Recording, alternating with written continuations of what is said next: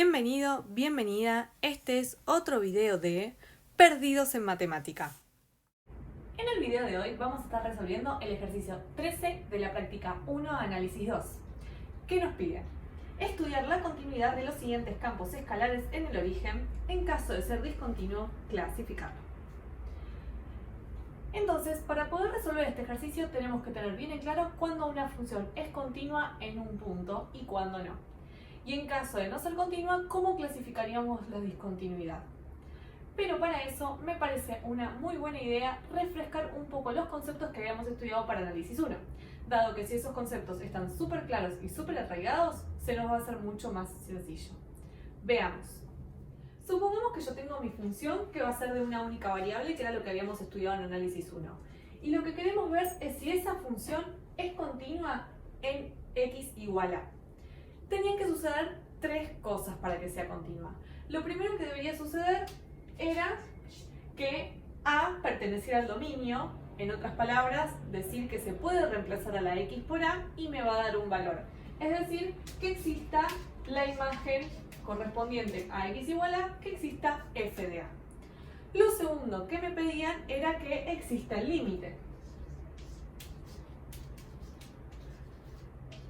El límite de x tendiendo a a de f de x. Lo que tenemos que tener en cuenta es que cuando hablamos sobre la existencia del límite, nosotros en análisis 1 utilizábamos lo que se llama el teorema de unicidad del límite. ¿Qué es lo que nos dice el teorema de unicidad del límite? Que para asegurar de que el límite existe, me tengo que acercar por todos los caminos posibles y me tiene que dar el mismo resultado. ¿Qué quiere decir esto? ¿Qué era lo que hacíamos? Verificábamos que el límite de x tendiendo a a por derecha de la función sea el mismo número que calcular el límite de x tendiendo a por izquierda de la función.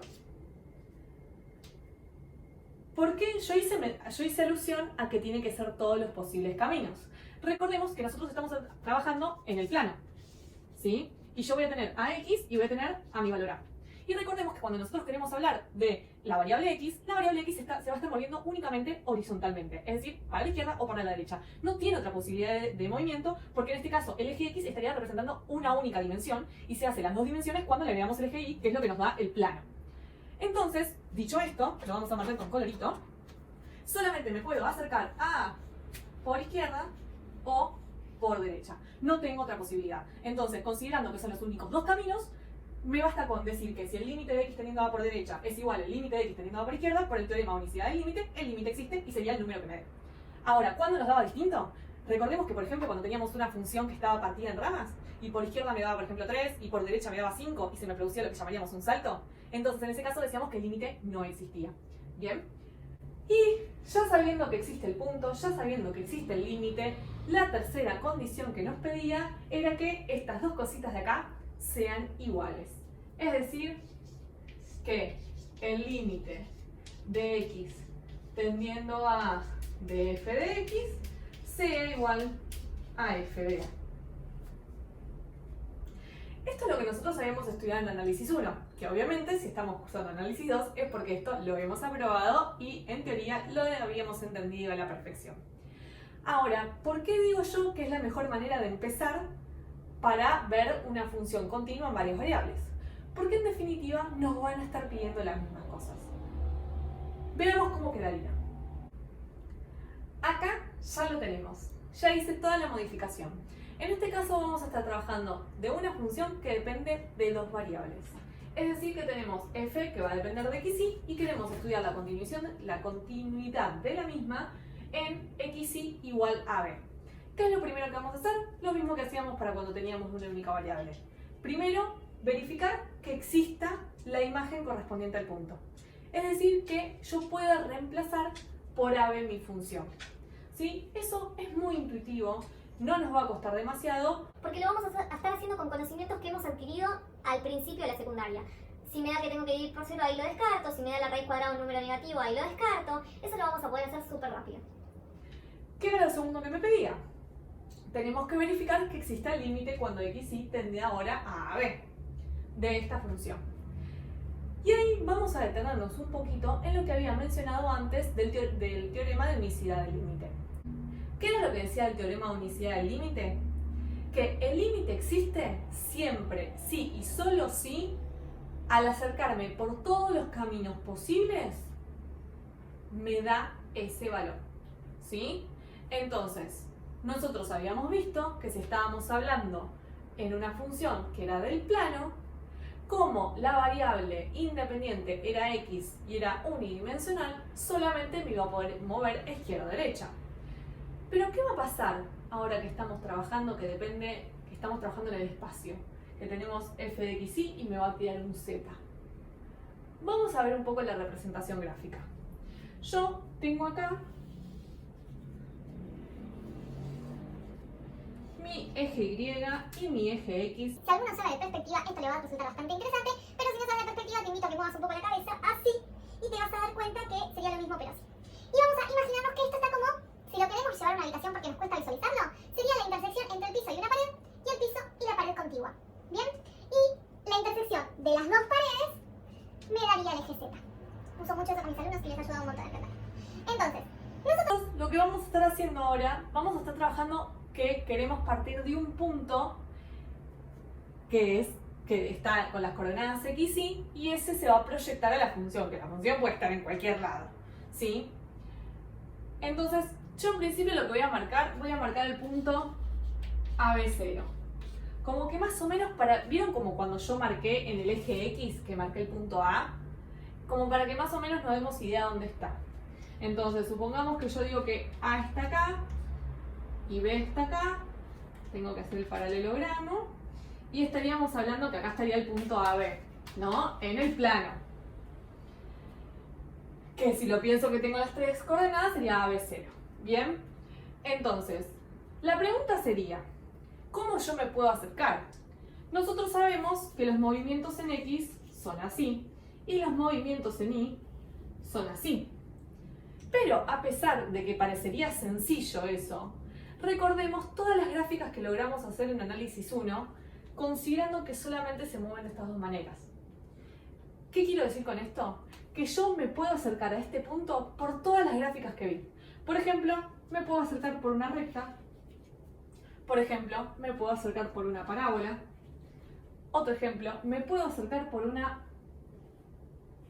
circunferencia. no me queda muy linda, pero imaginemos que sea así. Y ahí es cuando entran en juego coordenadas polares y trigonométricas y demás.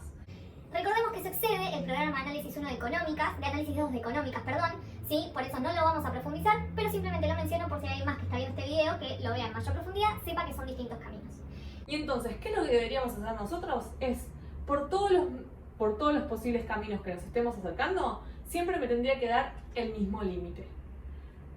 Pero tenemos un problema. Yo tengo que acercarme por todos los caminos para asegurar que el límite existe. Y hay infinitos caminos. Entonces, ¿qué hago para afirmar?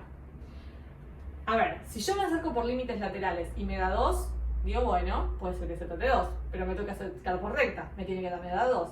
Me toca acercar por parábola, me tiene que también dar 2. Y ahí tengo que ir probando. Entonces, en definitiva, en análisis 2, cuando vamos probando distintos caminos, lo que queremos lograr es intentar en qué camino me da distinto. Porque si yo me acerco por laterales me da 2 y me acerco por función lineal y me da 1, el límite ya no existe. Eso es irrefutable. Cuando me acerco por dos caminos distintos y me da distinto número, el límite ya no existe.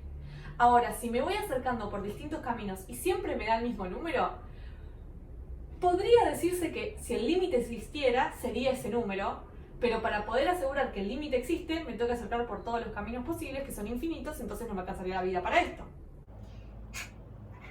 Me agoté.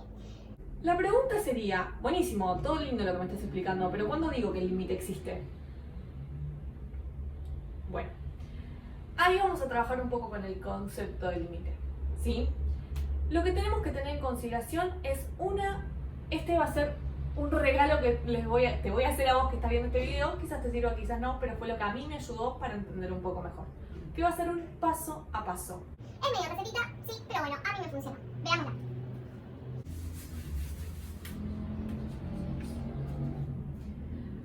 Bien. Mi pensamiento computacional me llevó a esto. ¿Existe el límite? Lo primero que voy a hacer es directamente reemplazar. Reemplazo y observo. ¿Qué quiere decir esto? Lo reemplazo. Si me da un número, ese es el límite y se terminó. Lo reemplazo de una, x y todo junto. Si me da indeterminación, ahí se me está empezando a complicar. Bien, entonces, si me da un número, queda. Si no, voy a lo siguiente. ¿Cuál sería el siguiente paso? Si me da una indeterminación, la tengo que salvar. ¿Sí? Entonces, ¿cómo salvo la indeterminación?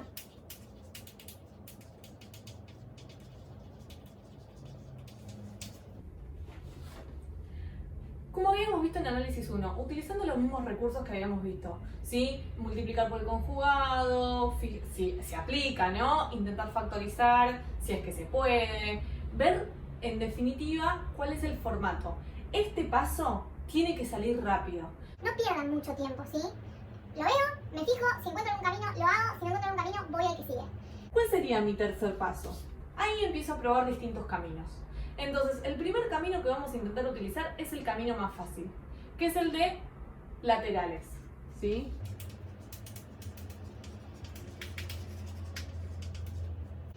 Cuando hacemos los límites laterales, nos puede pasar que L1 sea igual a L2 o L1 sea distinto a L2.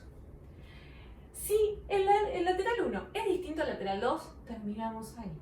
El límite no existe. Gracias Dios, se terminó el ejercicio. Ahora, si L1 es igual a L2, tenemos que empezar a probar otros recursos, ¿sí? Pero que sean iguales, dependiendo de igual a qué sean, puede suceder que hagamos una cosa o puede suceder que hagamos otra. Si es igual a un número cualquiera, distinto de 0, un K, qué sé yo, lo que sea, infinito, lo que vamos a tener que hacer es probar por recta, y si me da el mismo número, pruebo por parábola, y si me da el mismo número, empezar a barajar que probablemente este paso no lo supiste hacer. Así que si ves que te estás dando el mismo número por los dos caminos posibles, 3, intenta volver acá e intenta simplificar la expresión, ¿sí? Ahora, la otra opción es que me dé igual a 0. Y en el caso que me dé igual a 0, lo que te voy a sugerir acá es que intentes expresarlo como forma de función acotada por infinitésimo. ¿Sí? ¿Qué es lo que nosotros en análisis 1 decíamos 0 por acotada? Infinitésimo es porque no llega a ser 0, porque sí tendería a 0, ¿sí? Y algo que es casi 0, por lo que sea, me va a dar 0.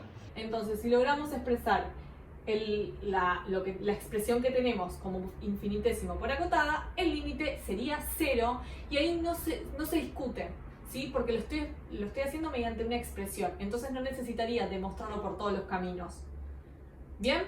Entonces, verificar si el límite existe, tenemos estos pasos de acá, ¿sí? Que son mi propuesta que yo te dejo acá. Que esto a mí me ha ayudado muchísimo en su momento la profesora Edith Rey y me clarificó un montón de cosas y creo que me sirvió mucho poder después construir esto para poder rendir mis exámenes. Bien, y una vez que sabemos que el límite existe, que era el tercer paso que nos quedaba, que el límite sea igual a f de a. Y en ese caso sería continua. Bien, esa es toda la teoría, pero dijimos que vamos a resolver el ejercicio 13 de la práctica 1, ¿sí? De análisis 2 de Facultad de Ciencias Económicas, así que vamos a resolver ese ejercicio. En el ejercicio 13A me pide que determinemos si los siguientes campos escalares son continuos o no, y en caso de ser discontinuos, clasificar la discontinuidad. Entonces, acá copié el primer campo escalar del A, el que respecta al A, que es 3x al cuadrado por y sobre x cuadrado más y al cuadrado. Y me dice que lo tenemos que estudiar la continuidad en el origen, es decir, recordemos que el origen es el 0, 0.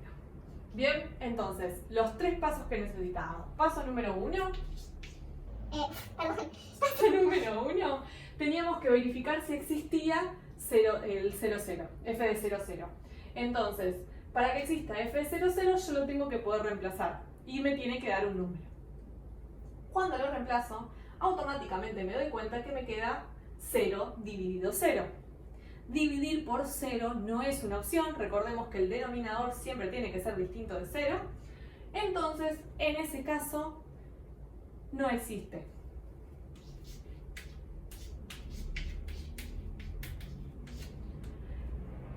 Ya no se cumple una de las condiciones, entonces ya después de este paso podemos afirmar y confirmar y reconfirmar que esta función no es continua. Este campo escalar, perdón. Pero nos pedía que clasificáramos la discontinuidad y para poder clasificar la discontinuidad nos tiene que pasar lo mismo que nos pasa en análisis 1. Tenemos que ver el tema del límite, si existe el límite o no existe el límite. Bien, en este caso si el límite existiese sería lo mismo que nos pasa en análisis 1. Es un agujerito abierto, un saltito. Acá ya lo tenemos escrito el límite y lo que tenemos que verificar es si existe el límite. Vamos a hacer los pasos que yo les propuse. Entonces, el paso número 1 era reemplazar directamente. ¿Yo puedo reemplazar por 0, 0? Específicamente por 0, 0, no. Pero como estamos trabajando con el concepto de límite, estaríamos hablando de números que se acercan mucho al 0, pero no llegan a ser 0. Entonces, en este caso, lo tendríamos permitido. Bien. Me va a pasar que sería casi 0 por casi 0, casi que 0 por 3, ¿no? Y acá me daría casi que 0 al cuadrado, casi que 0, más casi que 0 al cuadrado, casi que 0. Entonces me quedaría una indeterminación de, decimos que es de 0 sobre 0, pero recordemos que es del que tiende a 0, que tiende a 0. Sí, sé que si están en análisis no lo tienen re claro, pero me gusta aclararlo porque así se me limpian las ideas.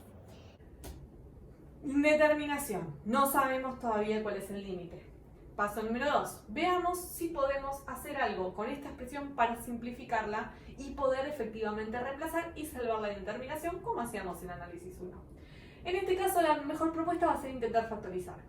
Entonces, tengamos en cuenta que 3x al cuadrado por y en realidad ya está factorizado, porque factorizar quería decir expresar en forma de multiplicación, así que estaríamos hablando de que esto es 3 por x por x por y. Bien, así que ahí ya no hay mucho más que hacer. Lo pongo de esta forma como para que lo veamos todos, pero ya está factorizado. Y en el denominador tenemos x al cuadrado más y al cuadrado. Es una suma de números al cuadrado. Si fuese una diferencia, sí se podría factorizar sin problema, pero al ser una suma, no se puede factorizar. Así que muy linda la idea de intentar salvar la indeterminación, pero no me sirve. Así que vamos al paso 3, veamos qué pasa con los límites laterales, a ver si ya me puedo sacar este plomo encima. Bien, ya lo tengo acá escrito, me he adelantado. Y recordemos, ya Lo dije, pero lo vuelvo a mencionar, no importa si le querés poner al límite lateral 1, empezar con x y después o al 2, es lo mismo, es indistinto, total lo tenés que hacer por los dos caminos. ¿qué vamos a hacer? Yo me voy a concentrar en que x tiende a 0. Sí, yo ya sé que ahí está la y. Pero vamos a hacer de cuenta que es una constante y es como un número que no lo puedo operar. Bien, entonces, esto que tenemos acá sería 0 y esto que tenemos acá sería tiende a 0. Entonces, 3 por 0 por otro número, me va a dar 0.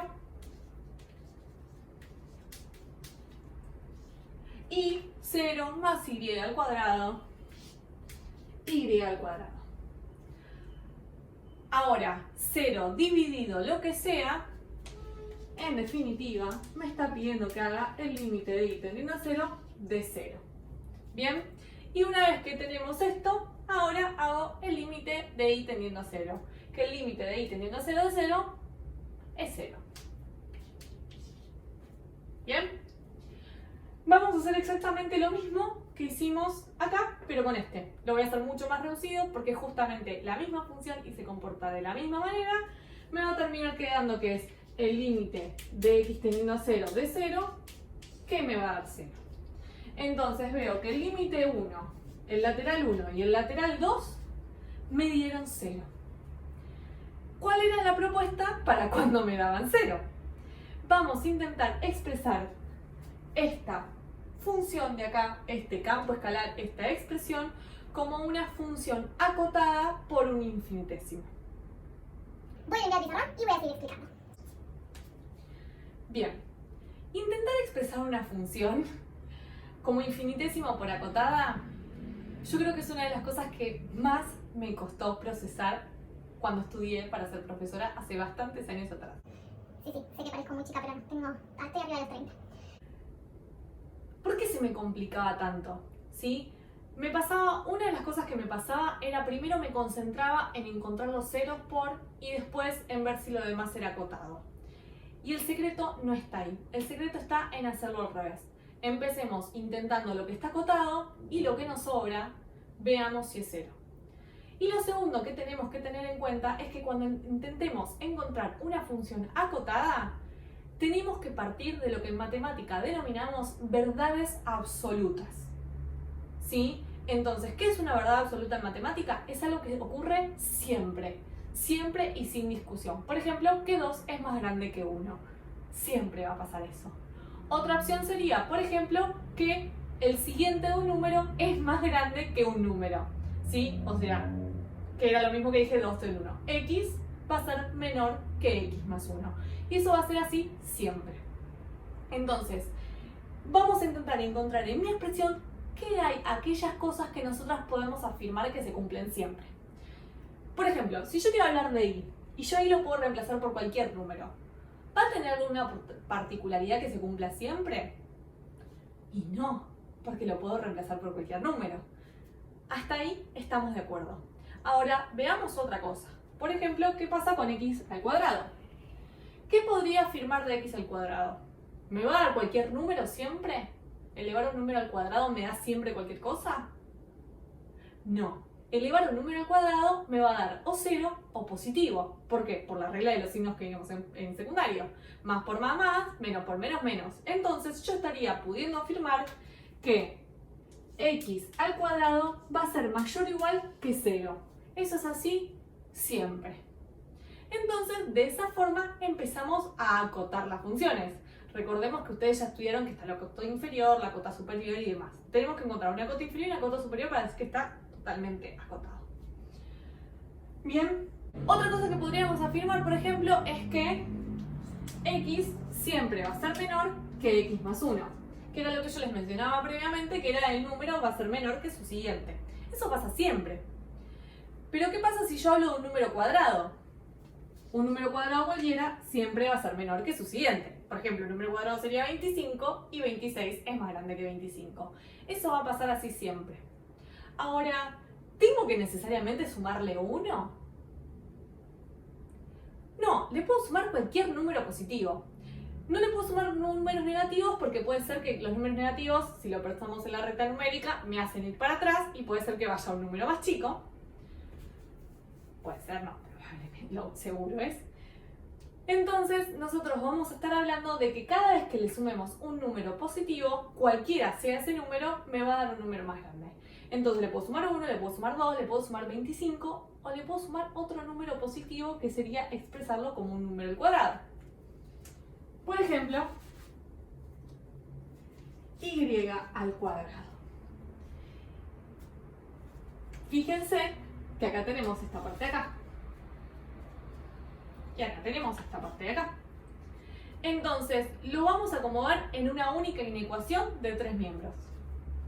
Y al cuadrado. Bien, ¿por qué agregué el igual acá? Porque recordemos que si yo a la y le asigno 0, x cuadrado y x cuadrado es ser igual. ¿Sí? Entonces, para subsanar esa opción, no nos olvidemos de agregar el igual en este caso. Si fuese un número positivo que no puede ser 0, ahí sí le tendríamos que quitar el igual si es estrictamente mayor. Entonces ahí ya tenemos una restricción, por ejemplo, para x cuadrado. Pero no me es suficiente. Entonces lo que propongo es empezar a utilizar lo que denominamos la ley uniforme, que era eso que nos enseñaban cuando nos empezaron a enseñar ecuaciones. ¿Qué era lo que decía la ley uniforme? Lo que le hago a un miembro, se lo hago al otro. Entonces vamos a hacerle eso a todos los miembros. ¿Y qué propongo para este caso? Dividamos todo por x al cuadrado más y cuadrado, que sería esta expresión. Así me quedaría esto acá. Bien, pero recordemos que si vamos a dividir todo por x al cuadrado más y cuadrado, esa expresión en sí misma tiene que ser distinto de 0. Entonces lo voy a poner acá, considerando que x al cuadrado más y al cuadrado es distinto de 0, voy a dividir todo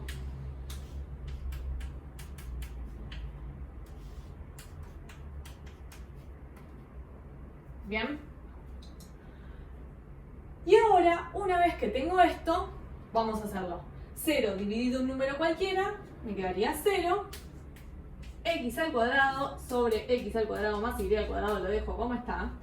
Y esto dividido lo mismo, me va a dar 1. De esta forma he acotado la función entre 0 y 1. Entonces estaríamos hablando que esta expresión sería una función acotada. Y la voy a marcar acá. Vamos a limpiar que puse mucho colorito.